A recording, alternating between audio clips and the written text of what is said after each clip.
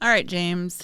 Big question here, because it can seem so easy yet so difficult. Yeah. How do you create a daily routine and then stick with it and keep yourself accountable? I'm going to start when I was at my lowest low, like when I was crawling out of my skin and having panic attacks. It was all about the little things that I could really sink into. And for me, that was a morning tea that was decaf, but like super hot. And the soothingness of the tea is super simple to do. Really something almost superstitious with boiling the water. So this can be anything for anyone. Maybe every morning you have lemon water, right? But you need some sort of anchor in the morning that you can look forward to, whether it be coffee, tea, lemon water, Himalayan sea salt in your water, whatever. But beverage in the morning, I think everyone can agree, is something that's special. And then because I wasn't working very much at the time, I walked, and me and you were just talking about this. I walked about 3 times a day. I was really out of shape, and I wasn't really able to move my body in an advanced way.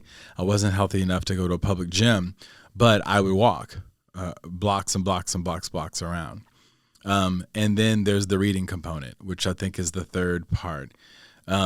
When I read, and especially books on spirituality, mental health, physical health, business, self-help, it allowed me to not think about my situation and myself so much.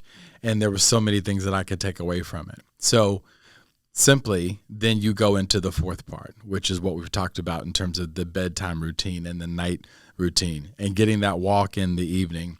Because when you're aligned with your circadian rhythm and you're aligned with nature in terms of when the sun is setting and when you have those natural elements, that's a powerful way too, just to feel really healthy because you're aligned with the moon, you're aligned with the sun and the stars. So just to recap that, morning routine is about waking up. It can be attitude of gratitude. It can be prayer. It can be meditation. But something as simple as a beverage is really important. Then walking and moving your body if you can. Then it's reading. And then it's moving your body again. And then it's the nighttime routine. So if you kind of think of your day as having like 5 anchors or like a 5-point star, you could even just draw one. In that star, almost like kids in school, you can kind of give yourself a gold star for the day, right? For doing those things. Then you turn around and you go, whoa, it's been 20 days and I've been doing this lemon water in the morning. How do I feel? Mm-hmm. And even those type of anchors will pull you out of some of your depression, if not all, pull you out of your anxiety. And for some people that might be 5 days or 100. But over time, I'm a huge believer in those anchors to set up a daily routine. I love that. And that I've never thought of the star before. Because what I do, I have my calendar that I write all of my to-dos and my meetings. But then in a corner at the top, every day I have 5 check boxes. And it's workout. And I say 4 times a week. That's it this week. Hydration, H2O, and have 8 check boxes for that day.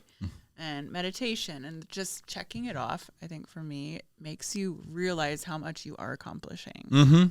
Even if, I don't know, make your bed 5 days a week. That's an accomplishment. I make my bed, yeah. Small wins. Yeah, small wins are big for mental health.